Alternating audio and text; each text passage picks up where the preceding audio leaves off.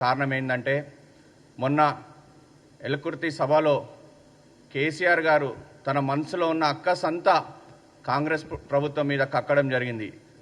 అంటే ఆయన ఒక ప్రసంగం చూస్తే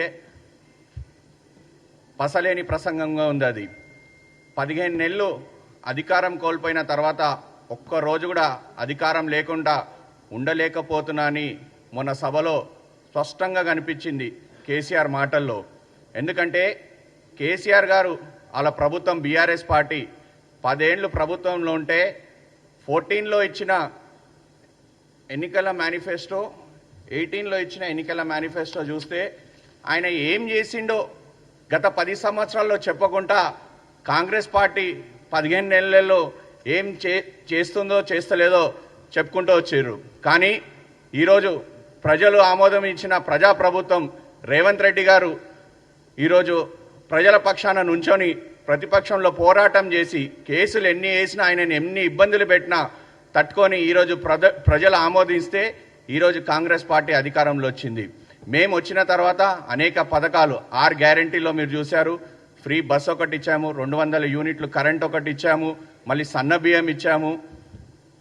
అదేవిధంగా అనేక అభివృద్ధి కార్యక్రమాలు దాదాపు 27 అభివృద్ధి కార్యక్రమాలు మేము 15 నెలల్లో చేస్తున్నామని కూడా ఒక శ్వేతాపత్రం ఒక పాంప్లెట్ వేసి కూడా మేము ప్రజలందరికీ కూడా మేము ఒక కార్యక్రమాలు పెట్టుకొని వెళ్తూ చూపిస్తున్నాం. ఇదన్నీ చూస్తున్నాం. 27 అభివృద్ధి కార్యక్రమాలు ఈరోజు ఈ ప్రభుత్వం వచ్చిన తర్వాత ప్రజలకు చేస్తున్నామని కూడా మేము చెప్తున్నాం.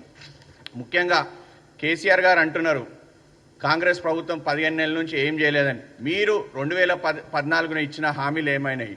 కేజీ టు పీజీ ఉచిత విద్య ఏమైంది? 3 ఎకరాల దళితులకు భూమి అన్నారు, ఏమైంది? దళిత ముఖ్యమంత్రి ఏమైంది?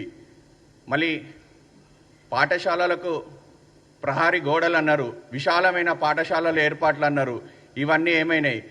రైతులకు 1,00,000 వరకు రుణమాఫీ అందరికీ చేస్తామన్నారు, అందరికీ చేసిరా? చేయలేదు. ఆర్ఎంపీ పిఎంపీ డాక్టర్లకు సర్టిఫికెట్లు ఇస్తా అన్నారు, ట్రైనింగ్ సర్టిఫికెట్స్ ఇవ్వలేదు. ఎస్సీలకు 12% రిజర్వేషన్లు అన్నారు. అదేవిధంగా ముఖ్యంగా మైనారిటీలకి 12% రిజర్వేషన్ కావాలని ఆయన ఒక బహిరంగ సభలో ఒక మైనార్టీ యువకుడు లేచి 12% रिजर्वेशन होना అంటే बैठो बैठो बात मत करो आपके बाप को जाके पूछो అన్న జవాబు ఇచ్చిన కేసీఆర్ అప్పటి ముఖ్యమంత్రి ఈరోజు మమ్మల్ని నిలదీస్తున్నారా ఎల్కుర్తి సభలో? మీరు చేసిన హామీలు, మీరు ఇచ్చిన హామీలు ఏ ఒక్కటైనా నెరవేర్చినవి ఉంటే స్పష్టంగా ఈరోజు మీ సభలో 14-18 మేనిఫెస్టోలో మీరు ఇచ్చిన హామీలు ఎన్ని నెరవేర్చారనేది మీరు ప్రజలకు చెప్పుకుంటూ రావాలి. అదేవిధంగా మీరు చూశారు కేసీఆర్ గారు మొన్న ప్రసంగంలో ఏం చెప్పారంటే అసెంబ్లీకి నేను రావాలా, నా పిల్లల్ని పంపిస్తున్నారు. కరెక్టే, మీ పిల్లల్ని పంపించండి.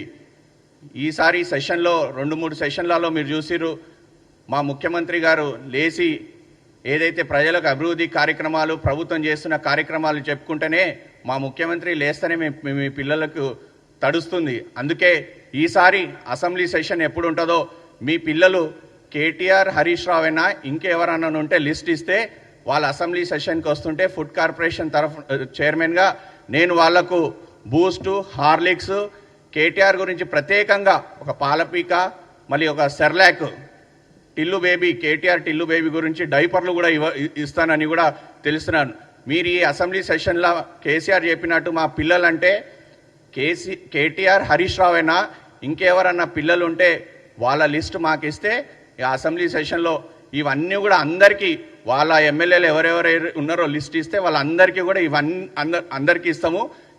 కేసీఆర్ అన్నట్టు వాళ్ళ పిల్లలు ఎవరు, కేటీఆర్ హరీష్ రావా లే అందరు ఎమ్మెల్యేలా అని స్పష్టంగా కేసీఆర్ ఈరోజు మాకు చెప్తే లిస్ట్ ఇస్తే వాళ్ళందరికీ నెక్స్ట్ అసెంబ్లీ సెషన్లో ఇవన్నీ కూడా ఇస్తాం, డైపర్లు కూడా ఇస్తాం. ఎందుకంటే మా ముఖ్యమంత్రి గారు అసెంబ్లీకి వస్తే చాలు వీళ్ళకి తడిచిపోతుంది, రాలేకపోతున్నాడు, తడిచిపోతుంది.